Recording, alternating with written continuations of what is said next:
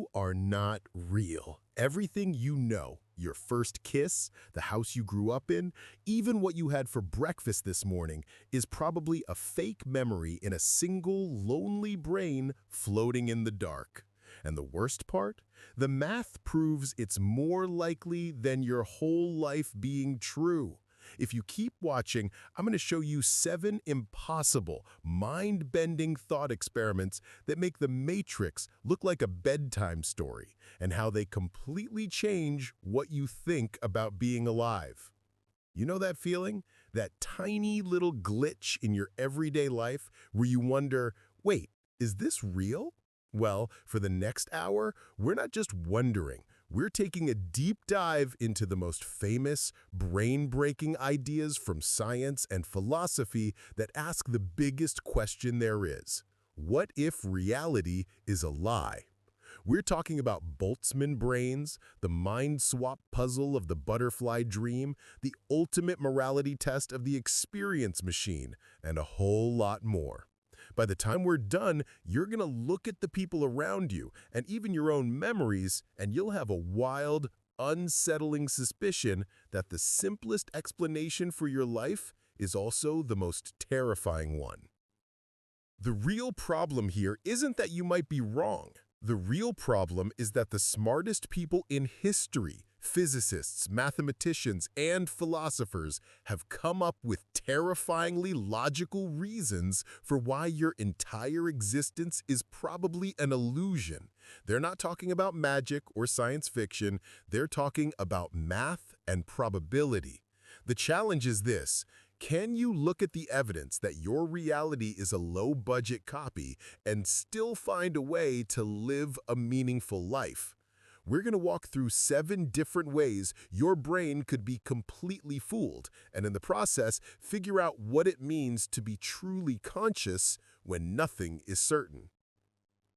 We're starting with a concept that uses the cold, hard logic of the universe to erase everything you've ever loved. Imagine the vast emptiness of space. I'm talking about a void so huge, it makes our Milky Way galaxy look like a single grain of dust. It's colder than anything you can imagine, darker than any shadow, and it's basically an endless soup of random, fizzing particles. Now, here's the science part. The universe is all about entropy. Things naturally move from order to chaos. Think of a sandcastle on the beach. It's a beautifully ordered thing, but the waves and the wind, entropy, will always break it down into random sand again. It takes energy to keep it ordered. It takes nothing for it to fall apart. But here's the mind-bending twist from physicist Ludwig Boltzmann in the late 1800s. In an infinite universe that lasts for an infinite amount of time, even the most impossible things must happen eventually. It's like throwing a billion dice 1 billion times a second for all of eternity. Eventually, at some point, they're all going to land on a 6. It's just how math works in an infinite system. Now apply that to those random particles floating in the void. It's chaos, right? Just a mess of atoms. But if you wait long enough, millions of trillions of years, maybe much, much longer, those atoms will randomly bump into each other and spontaneously form patterns. Most of those patterns will be meaningless, like a cloud of dust that looks vaguely like a teapot for a split second. But keep waiting. In this infinite, timeless void, what's more likely to spontaneously form? Scenario A, our entire universe. Billions of galaxies, countless stars, 13.8 billion years of evolution. Every planet, every tree, every city, every person you know, all working perfectly to create your exact experience of sitting here right now.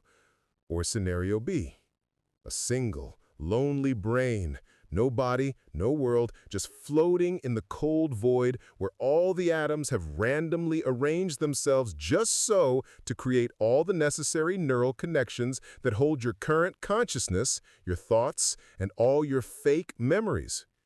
Think of it like this. Imagine reality as an infinite library where books are being written by monkeys randomly hitting typewriter keys. Which book appears first? A single, perfect sentence? Or the entire Lord of the Rings trilogy, complete with maps, appendices, and elvish translations? The sentence wins every time. And you, right now, reading this, you're the sentence. The universe is the trilogy. That's the Boltzmann Brain Paradox.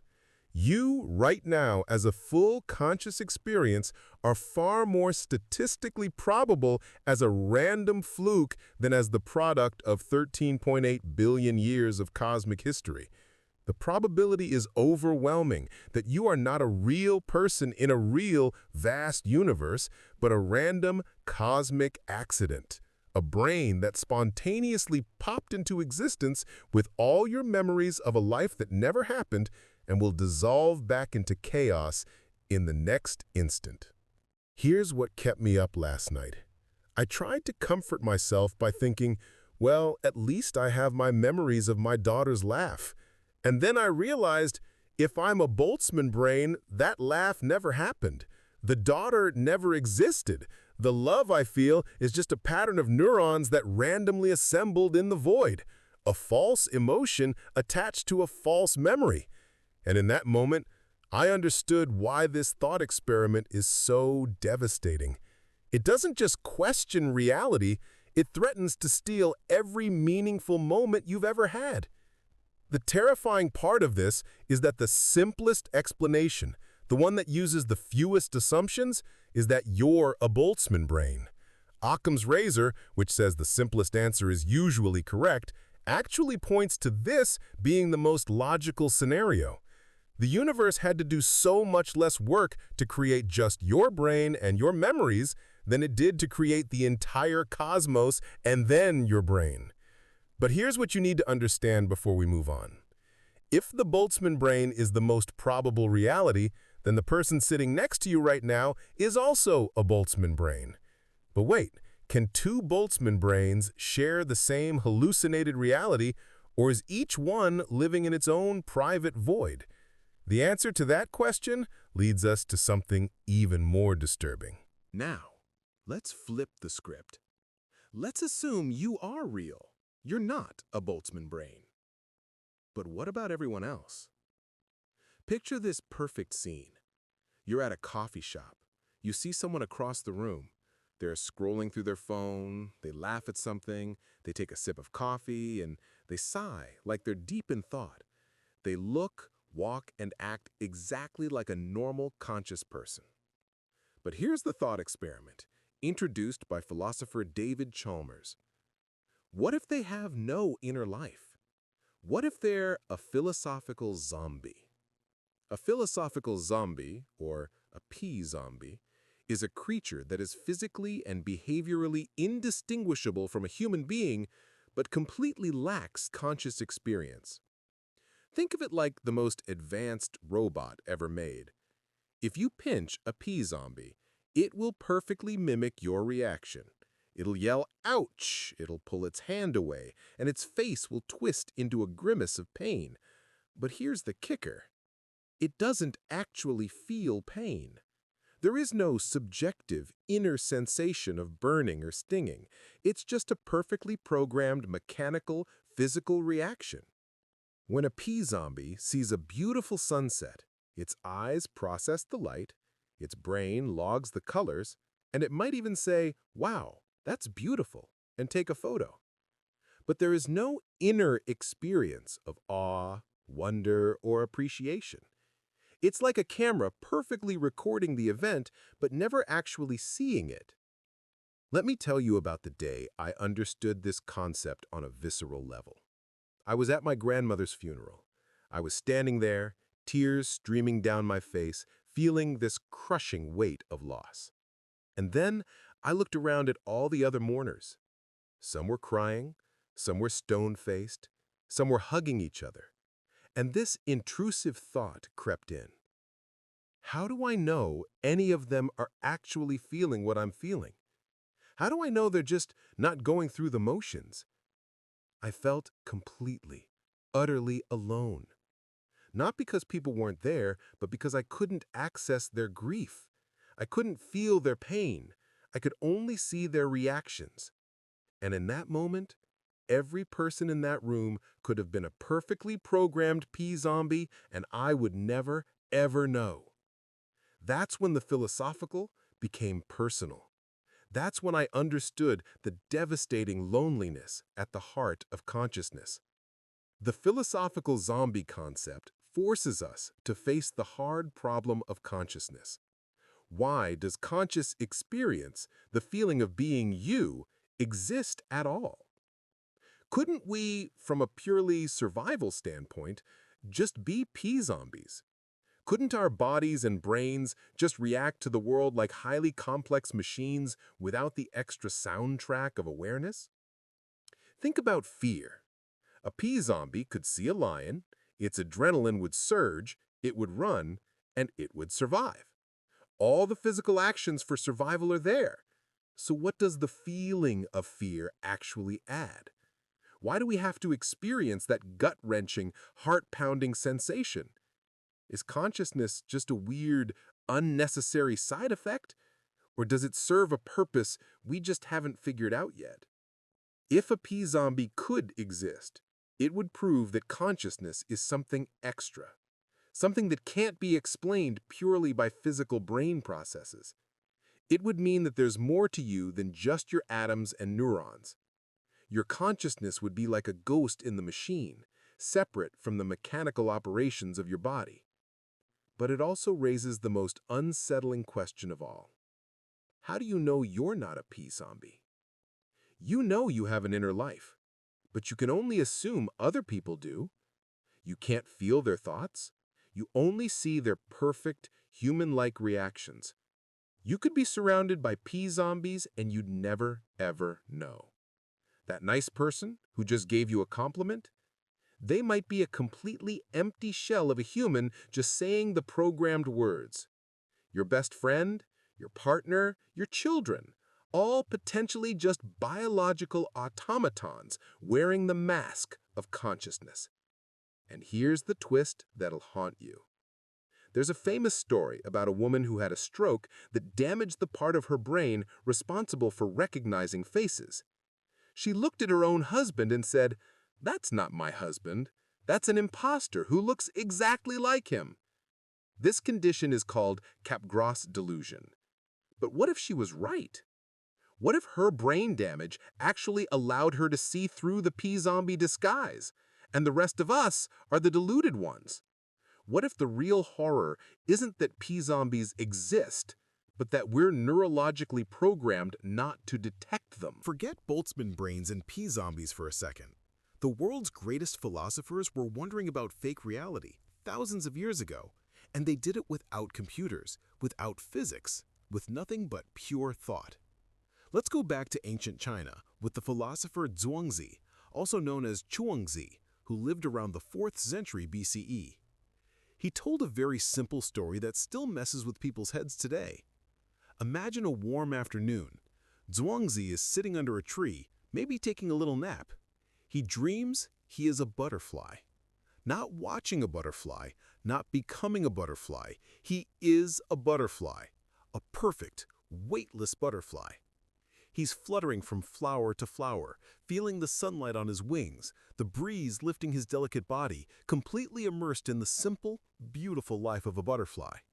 He has no awareness of being a man, no memory of being Zhuangzi. He is fully, absolutely, joyfully a butterfly.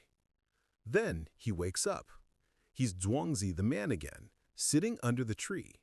But a question starts to pick at the edge of his thoughts, like a thread coming loose from a sweater. He asks, was I Zhuangzi dreaming I was a butterfly? Or am I now a butterfly dreaming I am Zhuangzi? This is the butterfly dream paradox. It's not about proving that our reality is a dream. It's about destroying the idea that we can ever know for sure that we're not dreaming right now. Think about it like this. Imagine you're standing in a hall of mirrors. Every reflection looks real, feels real, responds to your movements. But which one is actually you? Is the you in the center the real one? Or are you one of the reflections convinced you're the original? In Zhuangzi's world, waking life and dream life are just two mirrors facing each other, reflecting infinitely, and you're trapped somewhere in the middle with no way to tell which side is real. When you're dreaming, your mind creates a full world. You feel emotions, you experience narratives, and you rarely, if ever, stop to say, wait, none of this is real. In a dream, you can fly. You can talk to the dead. The laws of physics can bend and break, and your sleeping mind just accepts it. That dream you has the exact same subjective certainty about their reality as you do right now about yours. So when you are awake, how do you prove, beyond a shadow of a doubt, that you have actually woken up into the true reality? What is the test? What is the evidence? The paradox touches on subjective reality, the idea that reality is filtered and created by your mind. Your experience of this world is unique to you. Your red might be slightly different from my red. Your experience of that coffee shop might be a slightly different reality than the person next to you. We assume we share an objective world, but all we really have is a collection of subjective, unverifiable experiences. The butterfly dream is the low-tech, ancient version of the modern brain in a vat thought experiment. That experiment says, imagine your brain is in a jar, hooked up to a supercomputer that sends it all the electrical signals for a rich and full life. You'd never know you were just a floating brain. You would believe the simulated life completely. You'd taste the food, feel the rain, love the people, all just code being fed directly into your neurons. Zhuangzi's story is a simple, elegant hammer blow to the idea of certainty. If our senses can be so thoroughly fooled by our own dreams every night, how can we rely on them to confirm a true external world? It encourages us to embrace the mystery of existence rather than struggle for a concrete, undeniable answer. You can't prove you're not a butterfly dreaming you're reading this. You can't prove that you won't wake up in 5 minutes and realize your entire human life was just a vivid afternoon nap in some other stranger reality. So maybe the point is just to savor the flight, whatever form it takes. But here's what you're probably wondering. If we can't tell the difference between dream and reality, does that mean both are equally real or equally fake? And if they're the same, then why does waking life feel so much more important, so much more solid? The answer to that question is buried in our next thought experiment, where we'll discover that the thing you think makes life valuable might actually be the thing you'd reject if given the choice. Let's take a little break from questioning if we're real and ask a simpler, seemingly obvious question. What is the most important thing in life? Most people, if you catch them in an honest moment, will say happiness or pleasure. This philosophical view is called hedonism, the idea that pleasure is the highest good and the only thing that truly matters. Pain is bad, pleasure is good, maximize pleasure, minimize pain. Simple, right? Now, imagine this thought experiment by philosopher Robert Nozick in 1974. Suppose a machine exists, the experience machine. This machine can perfectly simulate any experience you want. It connects to your brain and gives you the perfect life. You travel to places that take your breath away. You fall in love with someone who understands you completely. You achieve the success you've always dreamed of. You create art that moves millions. You never feel pain or failure or rejection, only perfect, customized happiness. The simulation is flawless. It feels 100% real. And here's the crucial part. Once you plug in, you will never know you're in a machine. You will believe the perfect life is your real one. No doubt, no glitches, no waking up. Nozick asks, would you plug in for life? If you believe happiness is the only thing that matters, the answer should be a definitive, enthusiastic yes. Why wouldn't you? The machine guarantees you a lifetime of maximum joy, zero suffering. It's heaven without the death requirement. But Nozick argued, and experiments have confirmed, that most people would hesitate or say no outright. Why? Because we value far more than just the feeling of happiness. We value authenticity. We value truth. We value reality, even when reality hurts. Think about it. We want to do things, not just feel like we've done them. There's a massive, meaningful difference between the simulated feeling of climbing a mountain and the actual experience of struggling up the trail, sweating through your shirt, feeling your muscles burn, doubting you can make it, and then finally, truly earning the view from the summit. The machine gives you the dopamine rush of accomplishment, but takes away the accomplishment itself. We want to be a certain kind of person, not just have the experience of being that person. The machine turns you into a passive recipient of programmed experiences.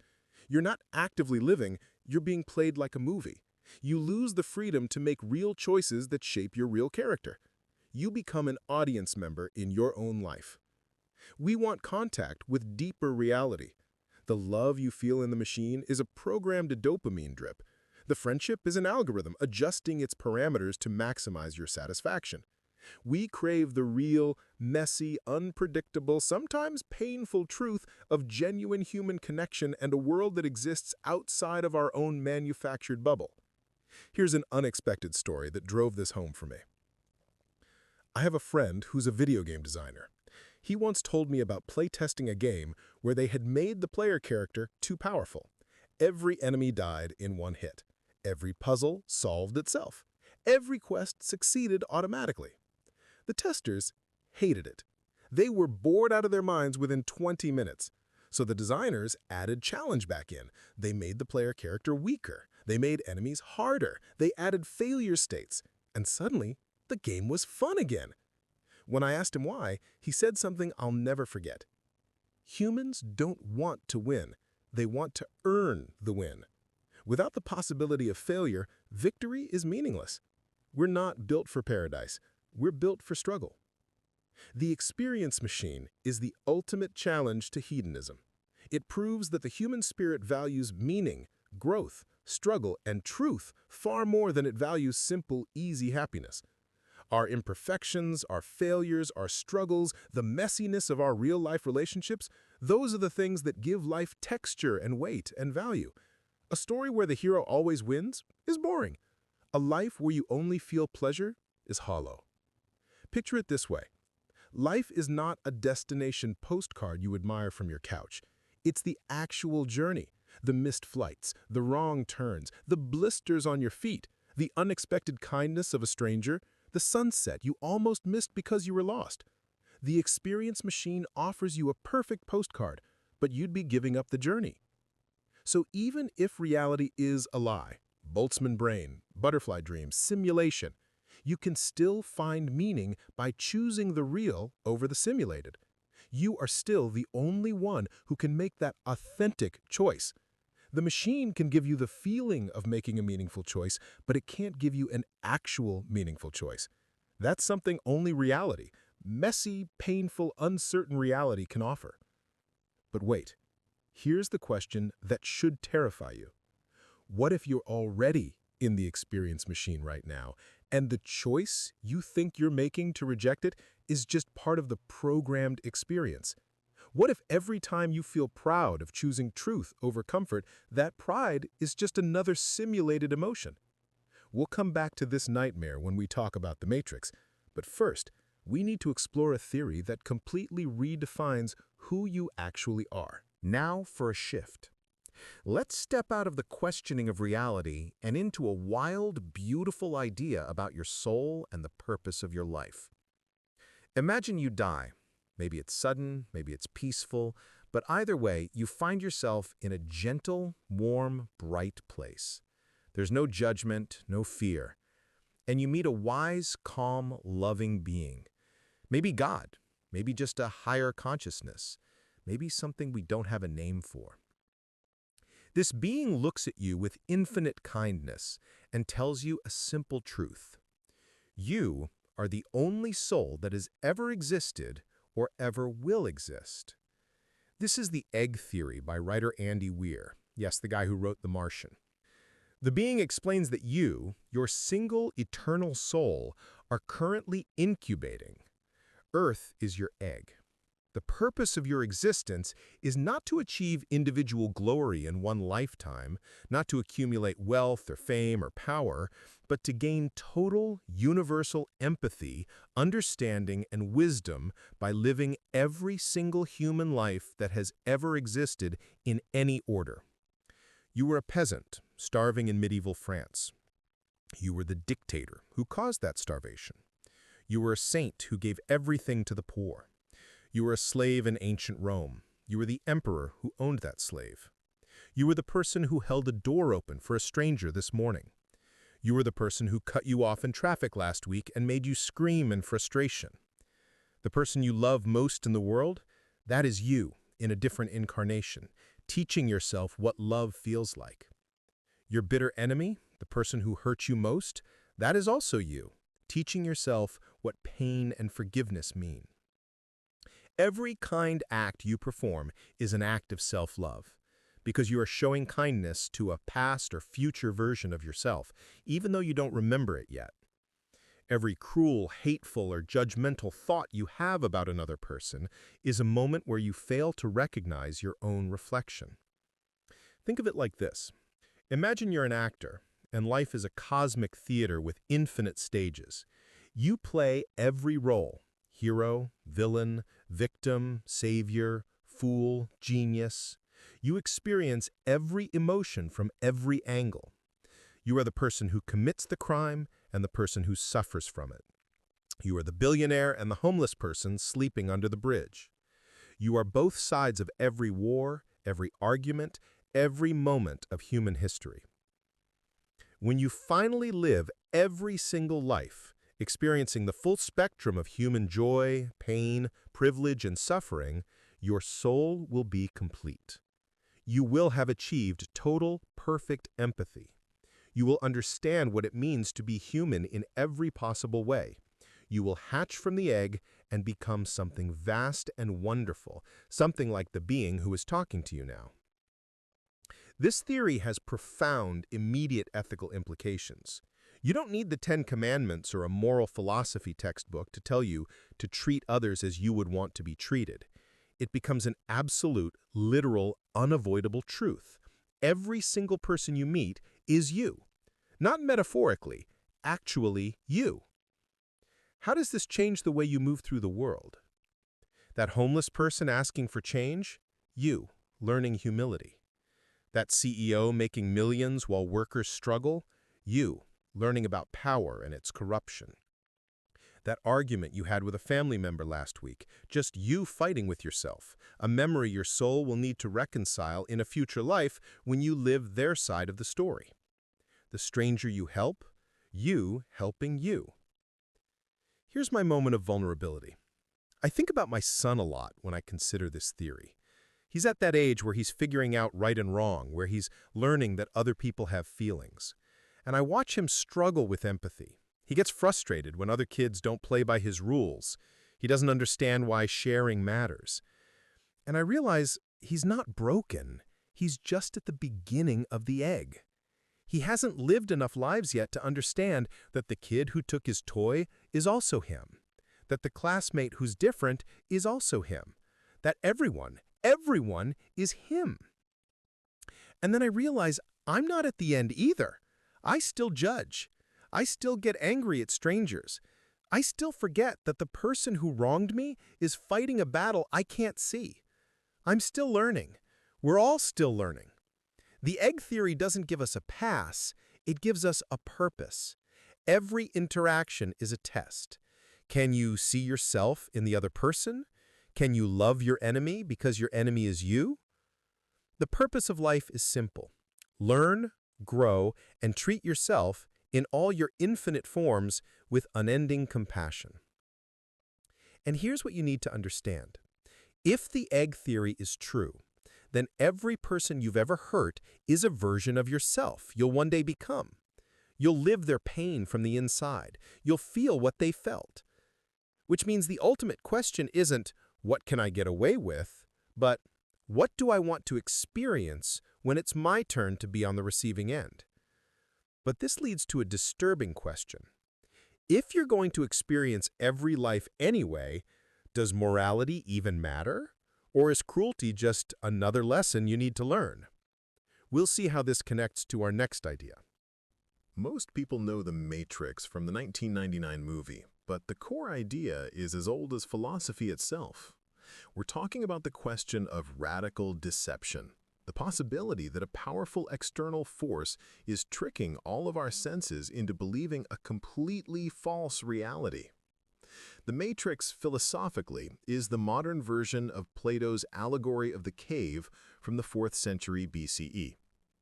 In Plato's cave, prisoners are chained from birth, facing a blank wall. They've never seen the outside world, never felt real sunlight.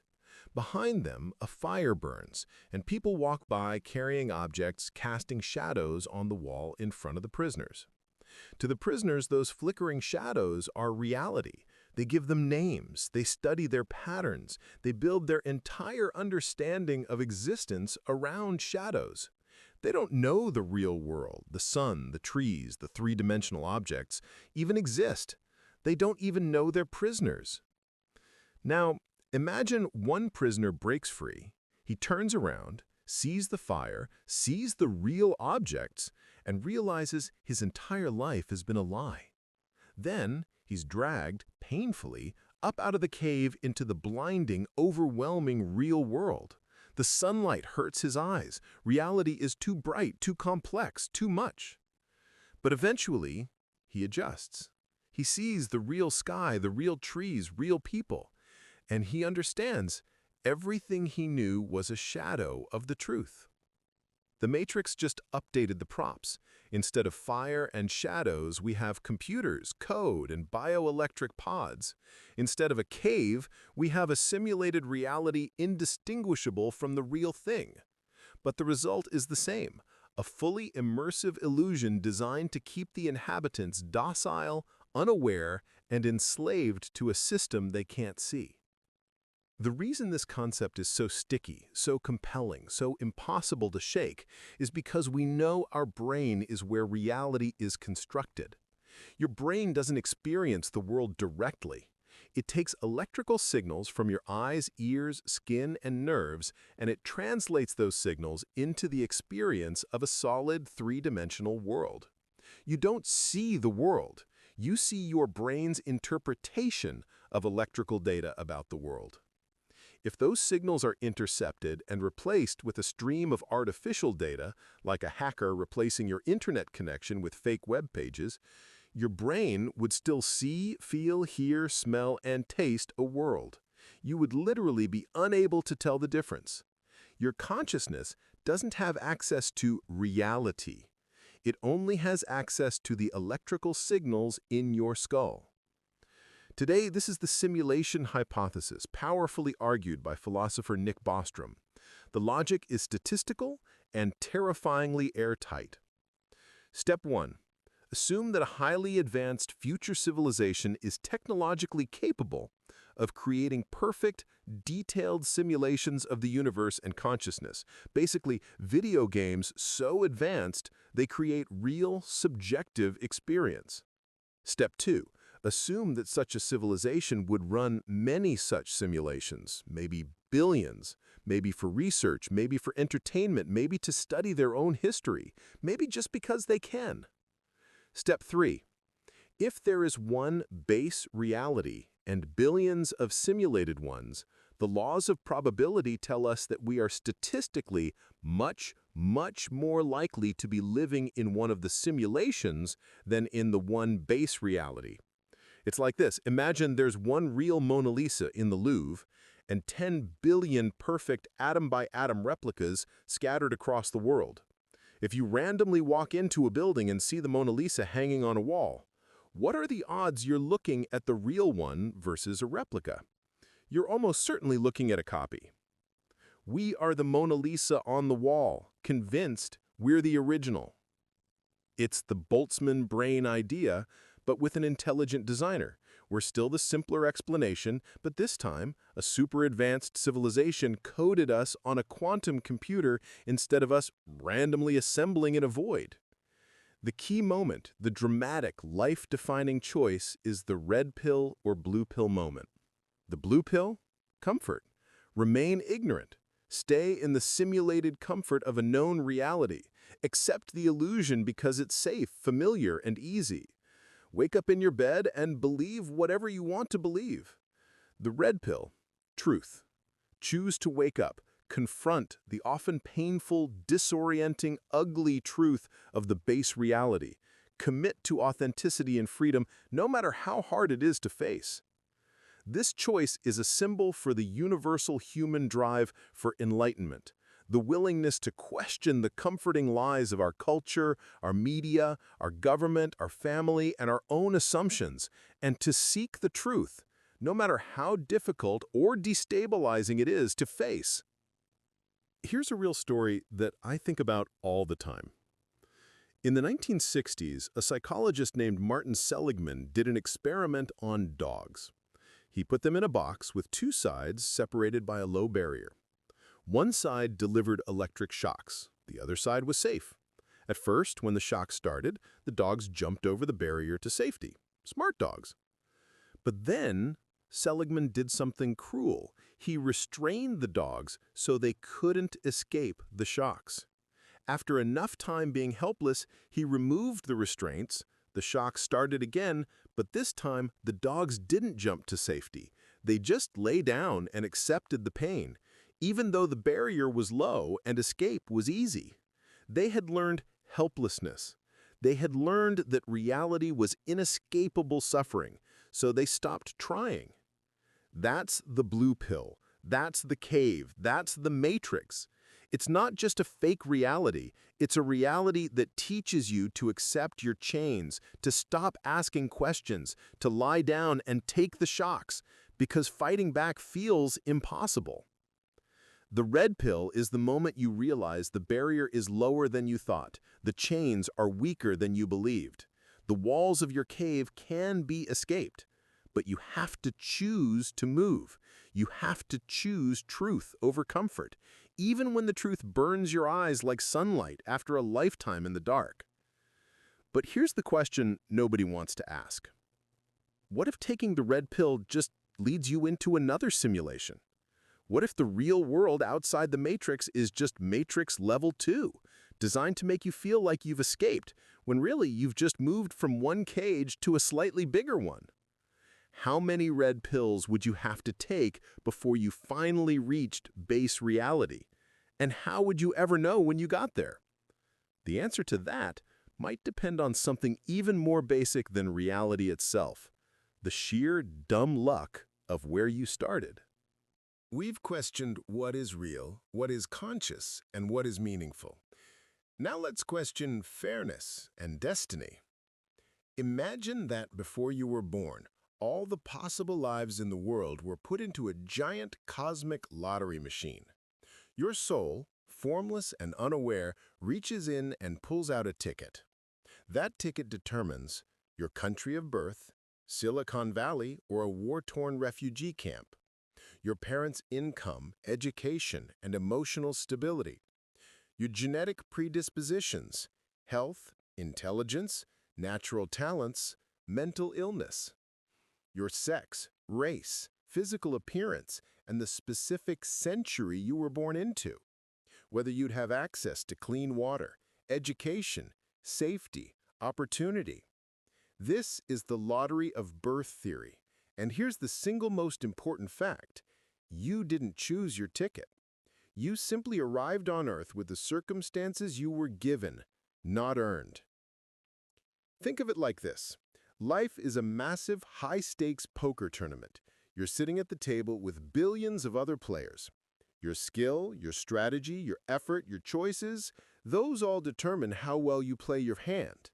But the initial deal, the lottery of birth, overwhelmingly determines what kind of hand you start with, and therefore your chances of winning the pot. Someone born into generational wealth and stability with access to the best schools, the best health care, and a network of successful people is running a 100-meter race starting at the 80-meter mark. They still have to run. They still have to cross the finish line. But their starting line is dramatically, unfairly different. Someone born into poverty, war, abuse, or systemic discrimination is starting behind the starting line, maybe with lead weights tied to their ankles. They have to work twice as hard, 3 times as hard, just to reach the starting point where the privileged runner began. This theory doesn't dismiss effort or hard work. It provides context. It says, yes, your choices matter, but your choices are shaped by the circumstances you didn't choose. The theory forces us to confront the concept of privilege not as a source of guilt, but as a fact of circumstance. If you've won some aspects of the birth lottery, clean water, peace, a stable home, a functioning body, access to education, your success is built on a foundation you did not earn. You started on third base, and while you still had to run home, you didn't hit a triple. Here's the story that made this real for me. I once met a man named Carlos, who worked as a janitor at the college where I was teaching. Incredibly smart guy. We'd talk about philosophy, about science, about books he'd checked out from the library. One day I asked him why he never went to college himself. He said, I did, for 3 weeks. He told me he'd gotten a scholarship, packed his one bag, took a bus to campus. On day 21, his mother had a stroke back home. He was the oldest of 6 kids. His father had left years ago. So he dropped out, got on a bus, went back, and got a job to keep his family fed and housed. His siblings graduated high school because of him. Some went to college. He never got to go back. I think about him every time someone tells me anyone can succeed if they just work hard enough. Carlos worked harder than anyone I've ever met. But the lottery gave him a ticket that said, you're the safety net for 5 other people. My ticket said, your parents have a safety net for you. We both worked hard, but we were playing different games entirely. This realization leads to a profound sense of humility and empathy. When you see someone who has failed, you can't simply say, well, they didn't try hard enough. The theory suggests that you can never know the full weight of the cards they were dealt. Conversely, your own achievements, while earned, are fundamentally enabled by the cosmic luck of your birth. Picture the lottery like this. Imagine every human soul standing in line before a massive vending machine. You put in your coin, your existence, and out pops a random life scenario sealed in a box you can't see through until you're born. Some boxes contain golden tickets, some contain rusty nails, most contain a mix. You don't get to shake the box, test it, or trade it. You just get what you get. And then you're judged your entire life as if everyone got the same box. The lottery of birth is a call for a more just and compassionate world. If our initial station in life is purely a matter of cosmic chance, then we have a moral obligation to use our winnings to lift up those who lost the draw. It reframes social justice not as charity or politics, but as a necessary correction to the fundamental, unearned unfairness of existence itself. It also connects back to the egg theory in a beautiful way. If you're going to live every life eventually, then the person born into poverty is future you. The person born with a disability is future you. The person born in a war zone is future you. Helping them isn't altruism, it's self-preservation. You're just making the world better for the version of yourself you haven't lived yet. But here's the paradox that should make your head spin. If the lottery is random, and if you've won certain advantages, should you feel guilty? Can you feel proud of your achievements? Or does the randomness of birth strip all meaning from success and failure? And if it's all luck, do we even have free will? Or are we just dominoes falling in patterns determined by the initial conditions of our birth? That question, whether we're truly free or just fooling ourselves, is what we need to resolve in our final moments together. So let's bring these 7 impossible ideas crashing together into one final world-shaking thought. You are either a Boltzmann brain, a random ghost of a person whose memories of a life were created by chance atoms in the void, about to dissolve back into nothingness. Or you're a player in the simulation hypothesis, a video game character in a reality coded by an unknown, unknowable entity. And if you are real, truly real, you may be the only conscious being in existence, surrounded by philosophical zombies, perfect automatons who mimic human feeling but experience nothing at all. The only way to confirm you're not trapped in an eternal butterfly dream is to take the red pill and acknowledge the deep, unsettling, permanent ambiguity of the universe. But if you choose comfort instead, if you take the blue pill, you accept the guaranteed but fake happiness of the experience machine and a life that is meaningless precisely because it's too perfect, too easy, too unearned. But if you choose the truth, if you choose the red pill, you must also accept the lottery of birth, that your starting point in this reality, real or simulated, was pure random chance, and commit to the deepest level of empathy the universe offers, becoming a soul on the long, difficult, beautiful path of the egg theory, where every person you meet is simply you wearing a different mask, living a different chapter, teaching yourself what it means to be human. The world is a terrifying, beautiful, and deeply confusing place. The most likely reality, according to pure probability, is that your reality is a lie. The most logical thing to conclude, if you follow the math, is that you're a cosmic accident. And the most comforting thought you have is that you can never actually prove any of it. But here is the profound, liberating, life-saving truth. Your experience is the only thing that is undeniably real to you. The feeling of the sun on your face, the memory of a loved one's laugh, the sensation of awe when you see something beautiful, the ache of grief, the fire of anger, the warmth of being understood, even if it's a simulated feeling, even if it's a randomly generated sensation, even if it's a programmed emotional response in a P-zombie brain, it is still your experience. It is still the only undeniable truth of your existence. The Boltzmann brain might be a fluke, but the fluke is having the experience of meaning. The simulation might be fake, but your choice within it to seek truth is real. The P-zombie might not feel, but you do, and that's the only consciousness you can ever truly know. The butterfly might be dreaming, but the dream is yours to live. The experience machine might offer perfect happiness, but you can choose struggle and authenticity instead. The lottery might be random, but what you do with your ticket is up to you. And the egg might mean you'll live every life, which means every act of kindness echoes forward into your own future, and every act of cruelty is a wound you'll one day feel from the inside. The only way out of the paradox is this. Choose to live the life you've been given. Boltzmann brain, simulation, dream, or reality, as if it is the one and only life. Choose to treat the people around you, zombies, fellow players, or other souls in the egg, as if they are the most precious, real, and irreplaceable beings in the cosmos. Because they might be. And even if they're not, the choice to live and love authentically is the only thing that defeats every single one of these impossible thought experiments. That choice is what makes you real, even if the world isn't.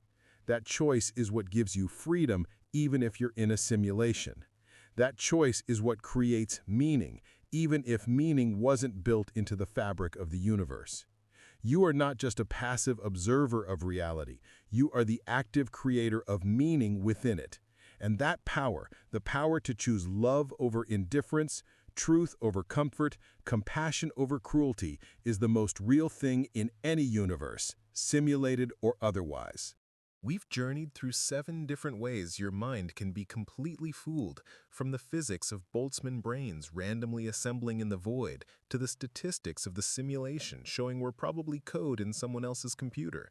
We've explored the loneliness of being possibly the only conscious being surrounded by philosophical zombies, the ancient wisdom of the butterfly dream that strips away our certainty, and the modern challenge of the experience machine that proves we value truth over happiness. We've seen how the egg theory reframes every human interaction as an encounter with yourself, and how the lottery of birth reminds us that our circumstances were luck, not merit. We've faced the choice between the blue pill's comfortable ignorance and the red pill's painful truth. The biggest takeaway isn't that reality is fake. We can never know that for certain. The biggest takeaway is that your consciousness is the most mysterious and powerful thing in the universe. You're the one who gets to decide what is meaningful. You are the one who gets to choose love and truth over comfortable illusion. You are the one who transforms random atoms or simulated code or dream logic into something that matters. That power of choice is what makes your life valuable, even if the foundation of that life is built on a cosmic accident, a computer program, or an eternal dream. You might be a brain floating in the void. You might be an NPC in someone else's game. You might be a butterfly dreaming of being human. But right now, in this moment, you are experiencing something. You are conscious. You are aware. You are here. And that consciousness, that awareness, that presence, that's the only miracle you'll ever need. If this video made you question everything, do me a favor. Go outside, feel the sun or the rain or the wind, touch a tree, talk to another person, really talk to them, look them in the eye, because whether this is all real or all a dream, those experiences are yours. They're all you've got. So collect as many as you can and treat every one like it's the only true thing in the universe, because maybe, just maybe, it is.